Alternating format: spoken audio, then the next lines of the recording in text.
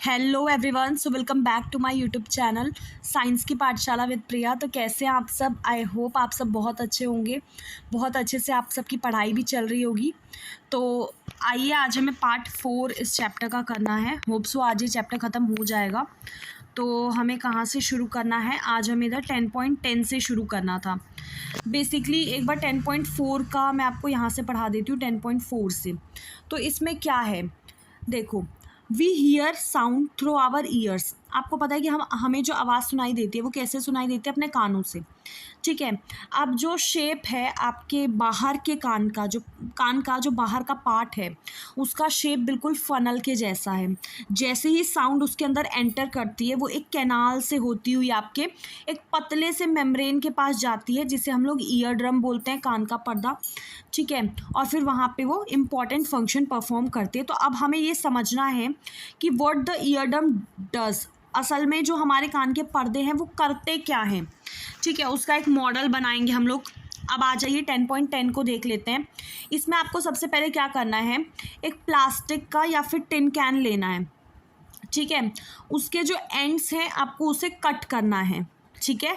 आपको एक प्लास्टिक का या फिर जो टिन कैन आता है आप वो लेंगे और उसके एंड को कट करेंगे।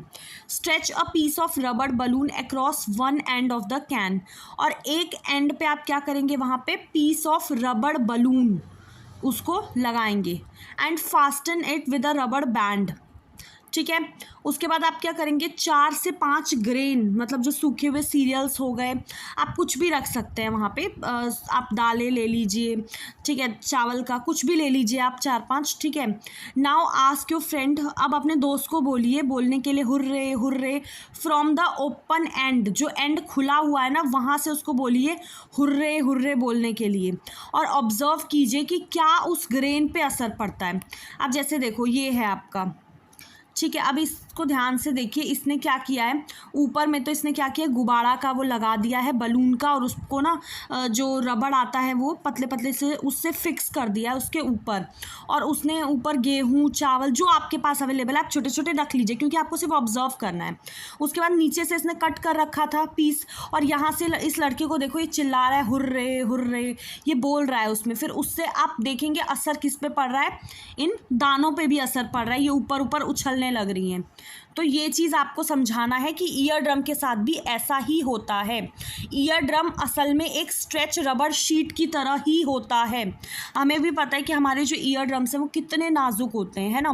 तो साउंड वाइब्रेशन से जब आवाज़ जो है कैनाल के थ्रू होते हुए आपके ईयर में एंटर करती है, तो फिर ईयर ड्रम के पास जाएगी, तो उससे क्या होगा, आपके ईयर ड्रम में एक सनसनाहट सी, एक वाइब्रेशन होगी, है ना, जैसे कि आपने ऊपर वाली एक्टिविटी में देखा, ठीक है। तो ईयर ड्रम क्या करता है, इन वाइब्रेशंस को आपके अंदर वाले पार्ट में भेज देता है, मतलब कान का जो जहाँ पे ईयर ड्रम है उससे अंदर वाले पार्ट में भेज देगा, और वहाँ से जो सिग्नल है वो ब्रेन के पास जाएंगे। फिर आपका जो दिमाग है, आपका जो ब्रेन है, वो प्रिडिक्ट करेगा कि आखिर उसने क्या सुना है, ठीक है।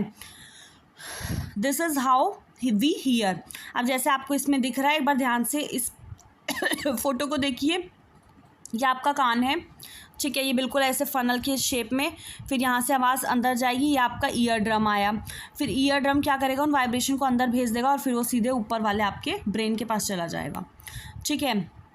अब इसमें ध्यान से देखिए, ये आपका ईयर ड्रम है, बिल्कुल आपका जैसे वो स्ट्रेच रबर बलून वाला जो वो होता है वैसा ही होता है ये, ठीक है। और फिर ये आपका अंदर का ईयर है, ठीक है।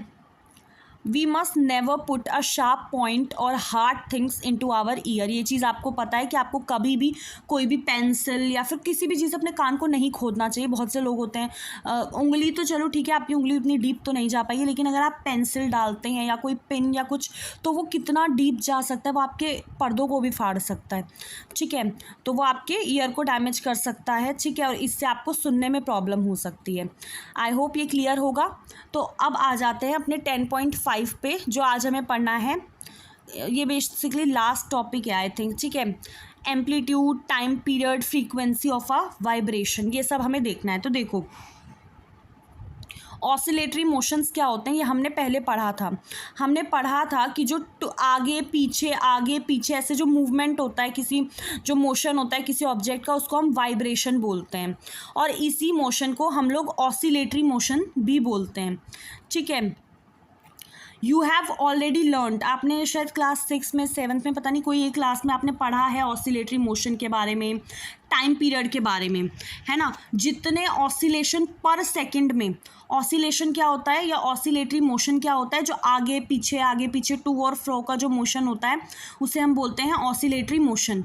ठीक है, अब जितने ऑसिलेटरी मोशन आपके एक सेकंड में, पर सेकंड आपके जितने ऑसिलेशंस होंगे उसे हम क्या बोलेंगे, फ्रीक्वेंसी ऑफ ऑसिलेशन। ठीक है, फ्रीक्वेंसी की यूनिट उसको हम एक्सप्रेस करते हैं हर्ट्स में, इसका सिंबल होता है HZ। ठीक है, जो फ्रीक्वेंसी होती है 1 hertz is 1 oscillation per second. अब जैसे कि कोई ऑब्जेक्ट है वो 20 बार एक सेकेंड में ऑसिलेट करता है तो उसकी फ्रीक्वेंसी कितनी होगी, सोचिए आप और मुझे कमेंट सेक्शन में बताइए।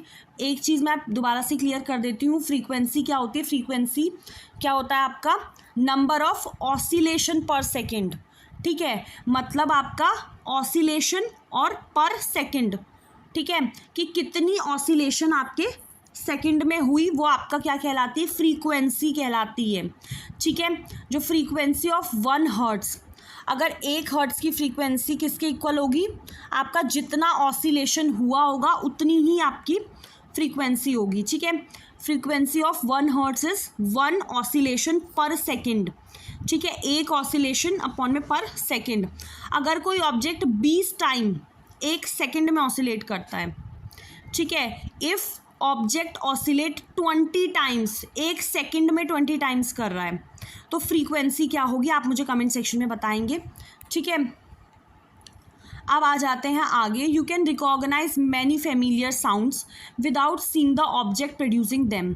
ठीक है, आप बहुत सारी आवाज़ों से आप वाकिफ़ होंगे। ठीक है, बिना आप ऑब्जेक्ट को देखे कि कौन प्रोड्यूस कर रहा है, सारे साउंड्स को रिकॉग्नाइज कर पाते हैं, पहचान पाते हैं बिना ऑब्जेक्ट को देखे कि कौन प्रोड्यूस कर रहा है। ऐसा कैसे पॉसिबल है, तो ये जो साउंड होती है मस्ट बी डिफरेंट, ये अलग अलग होंगी तभी तो आप इन्हें पहचान पा रहे हैं ना।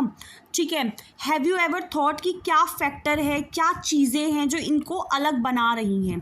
ठीक है, तो एम्पलीट्यूड और फ्रीक्वेंसी ये आपकी 2 प्रॉपर्टीज़ होती हैं किसी भी साउंड की। ठीक है, तो अब हम देखते हैं लाउडनेस और पिच को पहले। अब एक्टिविटी 10.11 में है, इसमें आपको एक मेटेलिक टम्बलर लेना है और एक टेबल स्पून लेना है। ठीक है, strike the table spoon gently at the brim of the tumbler. देखो आपने एक गिलास ले लिया और ये आपने एक क्या लिया है, एक आपने टेबल स्पून लिया है। ठीक है, और उसको आप हिट कर रहे हैं। ठीक है, बेसिकली इसमें क्या करना है, आपको आवाज़ सुननी है, जो साउंड प्रोड्यूस हो रहा है उसको सुनना है। Now bang the spoon on the tumbler. अब उस स्पून को आपको टम्बलर पे बैंग बैंग जैसे मारना और फिर साउंड को सुनना है दोबारा। Is the sound louder when tumbler is struck hard. तो आवाज़ तेज आई होगी जब आपने उसको तेज़ी से मारा, तो आवाज़ तेज आई होगी, है ना। Now suspend. अब इसके बाद क्या करना है आपको, एक थर्माकोल वाली बॉल लेनी है जो उसको सिर्फ टच करेगी। ठीक है, तब आपको आवाज़ सुननी है। ठीक है, vibrate the tumbler by striking, see how far the ball is displaced. जो डिस्प्लेसमेंट है बॉल का उसको हम measure is a measure of amplitude of vibration of the tumbler. जो डिस्प्लेसमेंट, जितना दूर वो बॉल जाएगी ना, डिस्प्लेस होगी, वो क्या होगा, वो आपका एम्पलीट्यूड होगा उस टम्बलर के वाइब्रेशन का। ठीक है, now strike the tumbler gently and then a little hard. ठीक है, आपको क्या करना है, इन दोनों केस को कंपेयर करना है कि कौन से केस में एम्पलीट्यूड ज़्यादा है।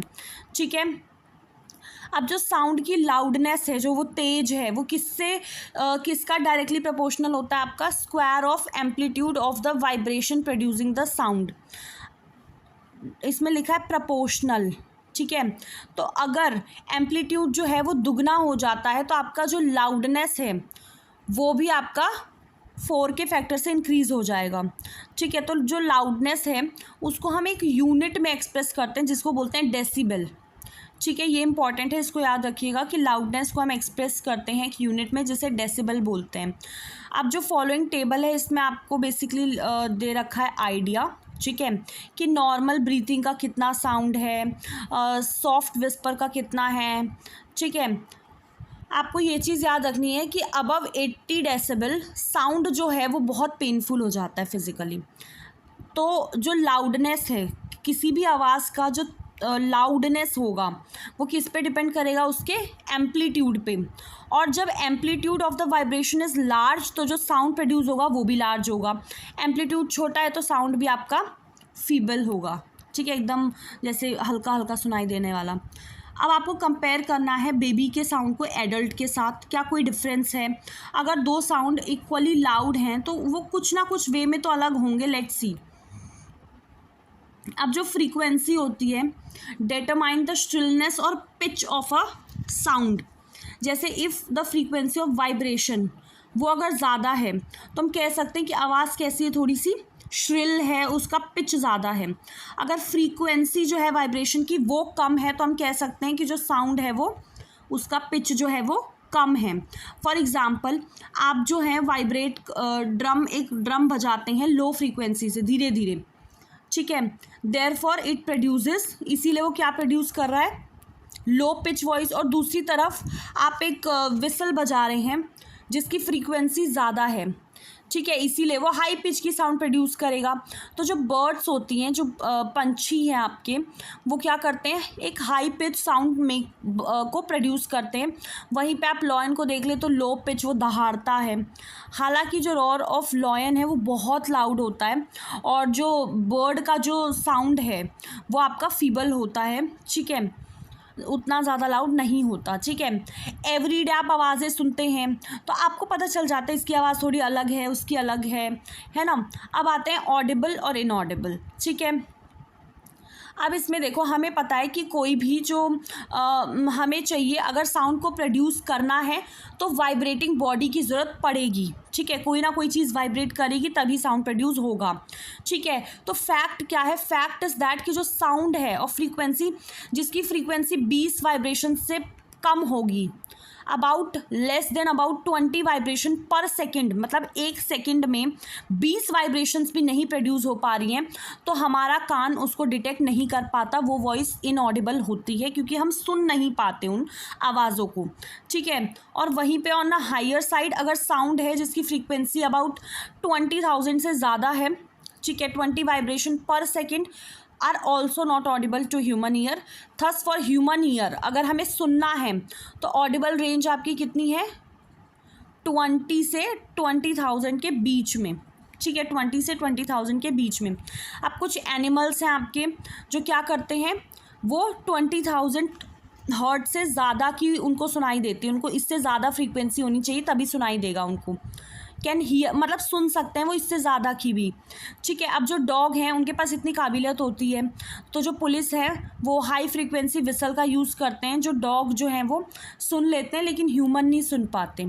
तो जो अल्ट्रासाउंड इक्विपमेंट है आपने देखा होगा, बहुत सारी जो मेडिकल प्रॉब्लम्स हो गई उसके लिए अल्ट्रासाउंड का यूज़ होता है, वो आपका कौन सी फ्रीक्वेंसी पे काम करता है, 20,000 से ज़्यादा वाली फ्रीक्वेंसी पे काम करता है। अब आते हैं नॉइज़ और म्यूज़िक।